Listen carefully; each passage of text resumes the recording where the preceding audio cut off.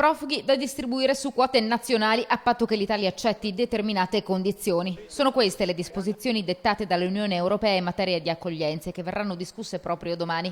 Il piano europeo prevede l'invio di commissioni internazionali per il fotosegnalamento degli stranieri in Italia e la creazione nel nostro paese di centri di smistamento utili fino all'accertamento dell'identità.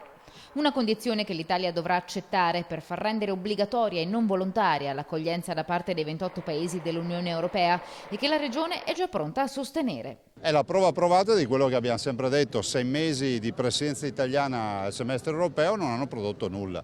Oggi addirittura sentiamo il Presidente del Consiglio che tratta come grandi novità l'affondare i barconi ormeggiati in Libia, fare un'azione con l'ONU in Libia e fare dei campi profughi lì. Tutte cose che noi già dicevamo da anni e ne prendiamo atto che finalmente si sono svegliati. Ma c'è anche chi, già impegnato a gestire i profughi in città, non vede di buon occhio l'atteggiamento europeo. Dovrebbero prendersi il loro carico di questa emergenza e non dare delle direttive. Direttive che nel frattempo Bitonci ha già indicato per la sua città attraverso un'ordinanza contro l'ospitalità dei profughi in case private e che pone sotto i riflettori le norme igienico-sanitarie e i possibili sovraffollamenti. Va nella direzione dell'applicazione della legge.